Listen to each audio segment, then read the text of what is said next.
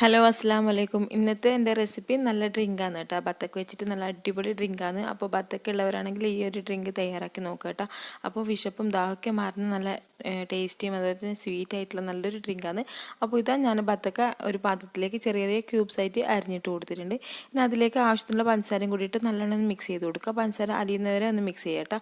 എന്നിട്ട് ഇതാ ഇതുപോലെ തണുത്ത പാലും കൂടി ഒഴിച്ചെടുക്കുക. എന്നിട്ട് ഒന്നും കൂടി മിക്സ് ചെയ്തതിന് ശേഷം ആവശ്യത്തിനുള്ള കസ്കസും ഐസ് ക്യൂബ്സും കൂടി ഇട്ട് കൊടുത്താൽ നല്ല ടേസ്റ്റി ആയിട്ടുള്ള ഡ്രിങ്ക് ഇവിടെ റെഡി ആയിട്ടുണ്ട് കേട്ടോ. വത്തക്ക ഉണ്ടെങ്കിൽ നിങ്ങളെല്ലാവരും തയ്യാറാക്കി നോക്കും. നല്ലൊരു ടേസ്റ്റാണ്. പിന്നെയും കുടിക്കാൻ തോന്നുന്ന നല്ലൊരു ടേസ്റ്റി ആയിട്ടുള്ള വത്തക്ക വെള്ളമാണ് കേട്ടോ.